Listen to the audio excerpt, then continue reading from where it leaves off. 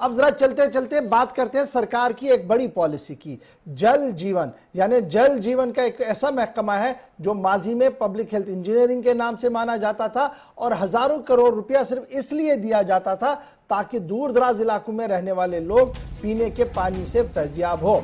लेकिन अब की बार खबर सामने आ रही है कि जल जीवन महकमे पर काफी संकट पैदा हो रहे हैं, क्योंकि काफी स्कीमें ऐसी हैं जिन्हें प्रॉपरली अप्रूव नहीं करवाया गया है, और जो प्रॉपर अप्रूव नहीं करवाया गया तो उसके बाद सरकार के रडार में अब बहुत सारे मामले आए हैं। जम्मू कश्मीर में वाटर सप्लाई स्कीम भी रडार पर है। मजाज अथॉरिटी के बगैर ही स्कीमों को नाफिज कर दिया गया और डीपीआर में भी कई खामियां पाई गई थी, उसके बावजूद भी कई स्कीमों को हाथ में लिया गया। करीबन 250 स्कीमों में महज 53 ऐसी स्कीमें हैं जिनको इजाजत दी गई थी। अब ये इजाजत कौन दे रहा था? उनमें वाटर सप्लाई के लिए जो जम्मू कश्मीर के अंदर सबसे बड़ा इदारा था, Jammu Kashmir state water resource regulatory authority, Jammu Kashmir state water resource regulatory authority होने के बावजूद बालाए ताक रखा गया इस अथॉरिटी को और आज खुद काम हाथ में लिए गए हैं। इस तरीके की खबर जो है वो सामने आ रही है। मजीद तफसील के लिए सीधे श्रीनगर, जहां से हमारे साथ सईद रूफ फारूकी भी है। सईद, अपडेट कीजिएगा कि खबर जो सामने आ रही है कि साल 2013 के बाद और साल 2011-12 के बाद ही स्टेट जो रेगुलेटरी अथॉरिटी है वो मार्ज वजूद में आई थी, लेकिन इनकी अप्रूवल के बगैर ही हजारों करोड़ रुपए का काम हाथ में लिया गया। तकनीकी खामियां होने के बावजूद भी उस पर कोई भी कदम नहीं उठाया गया जो लेना था।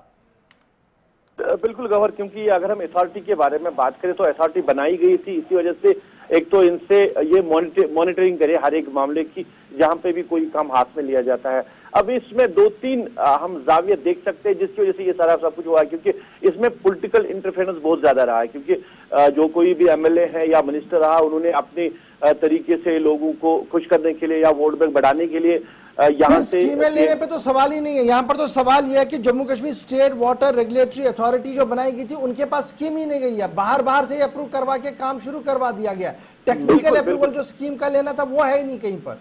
बिल्कुल, मैं वही कह रहा हूँ कि ये चीफ इंजीनियर या महकमे के जो जिम्मेदारान है उनके साथ मिलकर जो यहाँ के एमएलए रहे या मिनिस्टर्स रहे उन्होंने करवाया। क्योंकि आपको याद होगा कि हमने ही कई बार इस हवाले से खबर चलाई है कि तकरीबन 10 सालों से ऐसे बड़े प्रोजेक्ट्स जो उन्होंने महकमे पीएचई ने बनाए हैं, चाहे हम रिजर्वायर्स की बात करें, फिल्ट्रेशन प्लांट्स की बात करें, मुख्तलिफ अजला में, और तकरीबन वादी के हर एक अजला से इस तरह जो प्रोजेक्ट साथ में लिए गए, जहां 15, 20, 30 प्रोजेक्ट बनाए गए हैं और जो फिर कंप्लीट नहीं हुए। एक तो ये रीजन है। दूसरा, लोगों से भी लैंड ली गई है और उन जमीनों पे बनाया गया है जिसकी वजह डिस्प्यूट में रह के ये सारा मामला जो है वही का वही रहा, जो ना लोगों को फायदा मिला ना उन स्कीमों को इस्तेमाल में लाया गया है।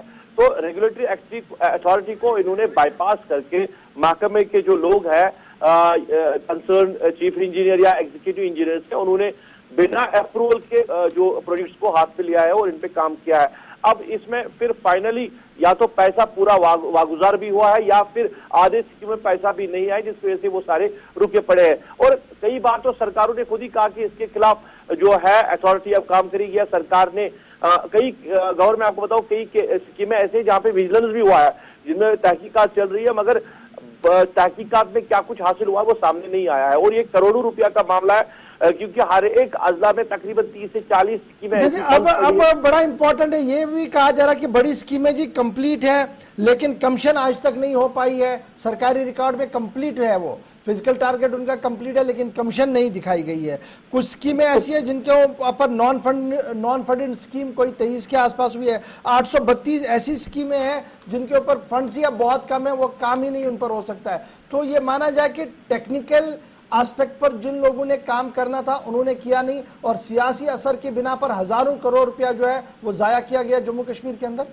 बिल्कुल सियासी असर सूख के बिना पे हजारों करोड़ रुपया जाया किया गया है। और जिनको इस पे काम करना था, टेक्निकल जो भी टीमें बनाई गई थी, उन्होंने नहीं, क्योंकि अगर जो कंसर्न हेड्स होते हैं वो इस पूरे मामले को देखते हैं। आज की डेट में अगर हम बात करेंगे आज की डेट में ये पॉसिबल ही नहीं है, क्योंकि अब एडमिनिस्ट्रेशन ने जिस तरह स्ट्रिक्टली इन चीजों को मॉनिटर किया। मैं आपको बताऊंगा, अगर कहीं किसी जगह कोई टेंडर निकलता है, ये टेंडर फॉर एग्जाम्पल हम कहें कि 10 लाख रुपए में इसको खर्च करने, अब इसको एक्सटेंड करना होता तो पहले हम देखते थे कि एग्जीक्यूटिव इंजीनियर खुद ही एक्सटेंड करते, इसमें चले इसमें 10 लाख के बजाय हम 15 लाख कर सकते। आज के डेट में ये पॉसिबल नहीं है। सरकार ने इन पूरे सारे मामला पे बैन लगा दी है। अब हर एक काम जो है वो ऑनलाइन टेंडर पे होता है। इस वजह से अब परेशानी जो ठेकेदारान है या कंसर्न जो लोग हैं उनको आ रही है, मगर सिस्टम को ठीक करने के लिए बेहतर सिस्टम है। अब पुराना जो कुछ है, लायबिलिटीज तो बहुत सारी है इनके पास, उसको कैसे सरकार देख रही है। अब जिस तरह ये खबरें आ रही है और सरकार ने इनका नोटिस भी लिया है कि इनके खिलाफ जो भी लोग इनमें इन्वॉल्व होंगे उनके खिलाफ कार्रवाई हो सकती है। इनमें बहुत बहुत शुक्रिया जी